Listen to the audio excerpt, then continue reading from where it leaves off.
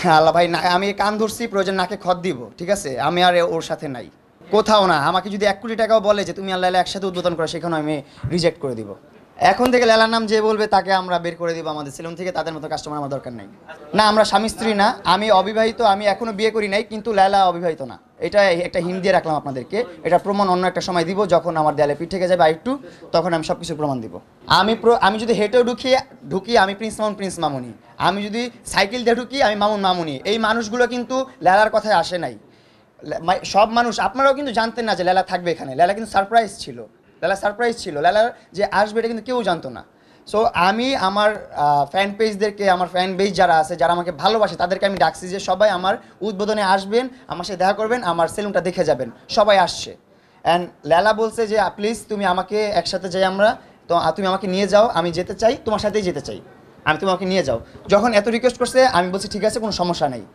কারণ আমি প্যাচগোজ নাই আমার মধ্যে ভাই, আমার মধ্যে হিংসা এত কিছু নাই। ও এত বদনাম করছে, তারপরে কিন্তু ওর সাথে এক গাড়িতে আমি ঢুকছি। ওর গাড়িতে না ঢুকলে আমার মাসুদ ভাইয়ের গাড়ি আছে, আরও বড় ভাইদের গাড়ি আছে। আমি বললে আমার একটা মার্সিডিজ দিয়ে যাবে এখনই। আমি যদি এখন বলি এখনই একটা মার্সিডিজ দিয়ে যাবে, যেটা ছাদ খোলা, ছাদ থাকবে না কোনো, দিয়ে যাবে এখন। এমনও বড় ভাই আছে যাদেরকে যদি বলি যে ভাই আমি গ্র্যান্ড ওপেনিংয়ে যাবো, আমাকে আধা ঘন্টা বা 1 ঘন্টার জন্য আপনার গাড়িটা দেন, দিয়ে দিবে। তো আমার ওর কাছে যেতে হবে কেন যে আমার বদনাম করছে? ওর উদ্দেশ্যে আমার কিছু বলার নাই। আমি ওর উদ্দেশ্যে একটা কথাই বলতে চাই, তুমি যা করছো খুব ভালো করছো, ভালো থাকো, সুস্থ থাকো, তোমার শুভকামনাই করি আমি। অনেক বড় হও জীবনে, তোমার ফ্যান পেজ নিয়ে অনেক ভালো থাকো। তোমার অনেক বড় একটা এখন ফেসবুক পেজ হয়েছে, অনেক বড় একটা ফ্যান পেজ হয়েছে, তোমার অনেকগুলো অ্যাকাউন্ট হয়েছে যেখানে অনেক অসংখ্য ফলোয়ার্স তোমার। তুমি একজন সেলিব্রিটি মানুষ, তুমি অনেক বড় থাকো, তোমার নিজের যোগ্যতা এগুলো কামাইছো, ওগুলোর পিছনে আমার কোনো হাত নাই। সো ভালো থাকো, সুস্থ থাকো, আর আমার ক্ষতি করার চেষ্টা করো না। কারণ সবসময় সত্যের জয় হয়, মিথ্যার কখনো জয় হয় না। সত্যেরই জয় হবে ইনশাল্লাহ। হ্যাঁ আল্লাহ ভাই, না আমি কান ধরছি, প্রয়োজন নাকে খত দিব, ঠিক আছে? আমি আর ওর সাথে নাই কোথাও না। আমাকে যদি 1 কোটি টাকাও বলে যে তুমি আল্লাহ একসাথে উদ্বোধন করো, সেখানে আমি রিজেক্ট করে দিব। এগুলো ড্রিঙ্কস করে, আমি যদি এখন ড্রিঙ্কস করে থাকি, আমি যদি নেশা করে থাকি, এটার পিছিয়ে দায় হচ্ছে ও। কারণ ওর বাসায় যে কার্যকলাপগুলো হতো, ওর বাসায় যে সমস্ত মানুষগুলো আসা যাওয়া করতো, এগুলো আমি অ্যাকসেপ্ট করতে পারতাম না। আমার কাছে ও যে ড্রিঙ্কস করতো এগুলোরও ভিডিও আছে। ও যে ড্রিঙ্কস করে, ও আমার এই ড্রিঙ্কস করা তো পরের কথা, ওর ড্রিঙ্কস করার ভিডিও তো আমার কাছে আছে। এই যে ড্রিঙ্কস করছো, হ্যাঁ। তারপরে এই যে ওরে ড্রিঙ্কস দিচ্ছে, আমি দেখাই আপনাকে, এই যে মদের বোতল, এগুলো সব ওরে দিচ্ছে। হ্যাঁ, এগুলো কিন্তু আরও অনেক প্রমাণ আছে, অনেক কিছু আছে আমার কাছে। এগুলো আমি চাই না প্রমাণ করতে, প্রুভ করতে চাই না, আমি কারো ছোটো করতে চাই না। আমি আজকে অনেক কিছু চিন্তা ভাবনা করে আসছিলাম যে যেগুলো প্রুভ করবো, প্রিন্ট আউটও করে রাখছিলাম, কিন্তু একটা ভাইকে বলে আসছি আমি যে আমি এগুলো করবো না, তাই আমি করলাম না। এগুলো সঙ্গে নেওয়ার কিছু নেই। আর সঙ্গে আমাদেরকে দেখবেন না, আমাকে দেখবেন না। আমার যদি জেল খাটতে হয় তারপরও আমাকে দেখবেন না। না, আমরা স্বামী স্ত্রী না, আমি অবিবাহিত, আমি এখনো বিয়ে করি নাই, কিন্তু লেলা অবিবাহিত না। এটা একটা হিন্ট দিয়ে রাখলাম আপনাদেরকে। এটা প্রমাণ অন্য একটা সময় দিব, যখন আমার দেয়ালে পিঠ থেকে যাবে আরেকটু, তখন আমি সব কিছু প্রমাণ দিব। আমার দিক থেকে আসলে ও আমাকে যে ফেসটা দেখাইছে, আমি ভাবতাম যে আমাকে খুব ভালোই বাসে। ও যে বিজনেস করে এটা আমি কখনো চিন্তা ভাবনাও করি নাই।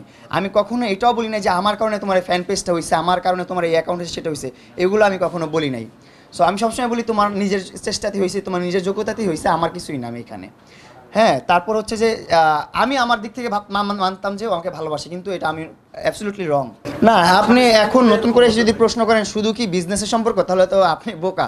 কারণ আমরা তো সব জায়গায় বলে আসছি আমাদের মধ্যে একটা সুমধুর সম্পর্ক ছিল, একটা ভালো সম্পর্ক ছিল। হ্যাঁ, আমি নিজেই তো অনেক প্রেস কনফারেন্সে বলছি। হ্যাঁ, ওর দিক থেকে বিজনেস পারপাস ছিল এটা। ও তলে তলে এটা বিজনেস করছে আমাকে দিয়ে ব্যবসা করছে। না, আমি জানতাম না। আমার একটা নিউজ আছে, এটাও আমি রাখছি, আপনাদেরকে একটু শুনাই। আমি একটু শুনাই, কই গেল নিউজটা, আমি একটু শোনাই আপনাদেরকে, আপনি একটু জাস্ট শুনেন। দাঁড়ান, আমি হোয়াটসঅ্যাপ থেকে বের করে শোনাচ্ছি। আমি একটা মিনিট, আমি জাস্ট এটা ক্ল্যারিফাই করি আপনাদেরকে, একটু শুনেন। লাইলার যদি একটা মেয়ে অন্য থেকে থাকে, আমরা জানি আছে, যদি জানি অথবা না জানি, আপনি কি তাকে সেট করবেন? না, ওর সাথে প্রথম থেকে আমার ক্ল্যারিফাই করা আছে যে আমি বিবাহিত মহিলা পছন্দ করি না, ঠিক আছে? এটা কিন্তু কিছুদিন আগের জাগো এফএমে যে আমি ইন্টারভিউটা দিছি, ওর সামনে কিন্তু, এটা কিন্তু ও বসা, আমি কিন্তু আগে চলে না, ও কিন্তু আমার সামনে বসে আছে। আমার এই কথাটা শোনার পরও না, কখনোই আমার সাথে শেয়ার করে না, কখনোই না। এখনও বলে এগুলোর কাজিনের মেয়ে, এটা ওর কাজিনের বাচ্চা, এগুলোর কাজিন। এখনও স্বীকার করে না।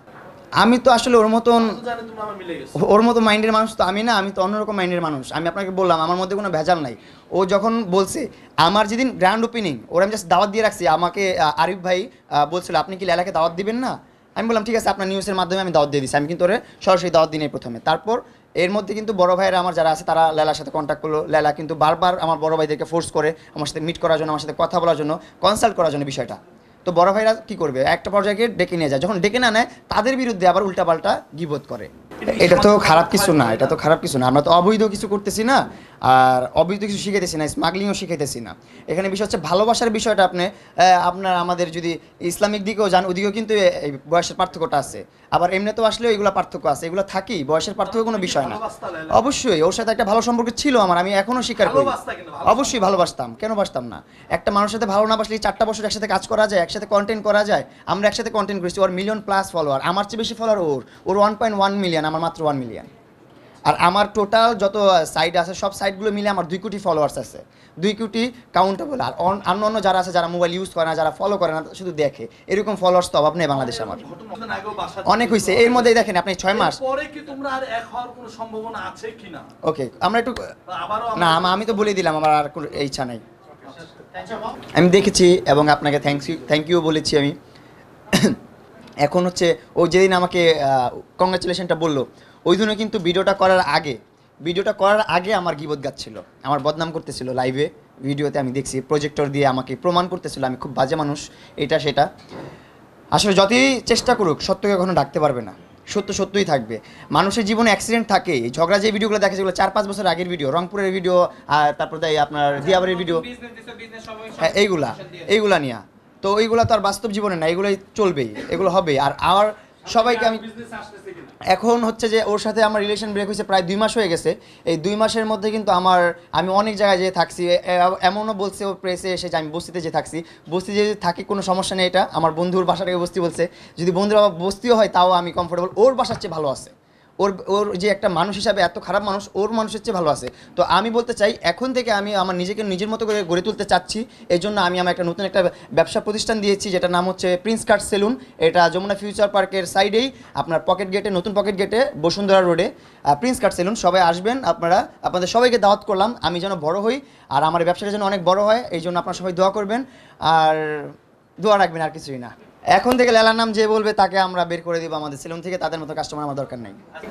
আজকে তো আমি পজিটিভ দিকগুলো বলতে আসি নাই, আজকে আমি আমার মামলা নিয়ে কথা বলতে আসছি, আর ও আমার বিরুদ্ধে যে ভুল ইনফরমেশনগুলো দিছে সেগুলো ক্লিয়ার করতে আসছি। এখানে কারো প্রশংসা, কারো বদনাম করতে আমি আসি নাই। কিন্তু আপু আরেকটা কথা বলে রাখি, আমি এর মধ্যে কিন্তু আরেকটা ছেলে যে হচ্ছে রকিব, যে আমার বাসায় থাকছে, খাইছে, আমার সন্তানের মতন ছিল, সে হচ্ছে লেলার সাথে মিলে এর মধ্যে কিন্তু হ্যাঁ অ্যাকশন না হচ্ছে, ইভেন ও হচ্ছে যে হাইকোর্টে বসে বসে কিন্তু প্রতারক ছিল। ও লয়ার না, কিন্তু লয়ারের পরিচয় দিয়ে অনেক মানুষকে ডেকে ডেকে এনে টাকা মেরে খাইছে। তার ব্যবস্থা আমরা করব, কিন্তু তাকে উচিত শিক্ষা দেওয়া হবে। সে লেলার সাথে মিশে এগুলো করতেছে, প্লাস হচ্ছে লেলার কাছ থেকে 30,000 টাকা চাইছে আজকে না কিছুদিনের মধ্যে 30,000 টাকা চাইছে, যে টাকাটা দাও তোমার ভালো হবে, ঠিক আছে। এই টাকাগুলো লেলার কাছে চাচ্ছে ওই রকিব, যে আমার নামে বদনাম করছে, কারণ ও একটা আমার শুভাকাঙ্ক্ষী ছিল, এখন আর বদনাম করতেছে টাকার জন্য।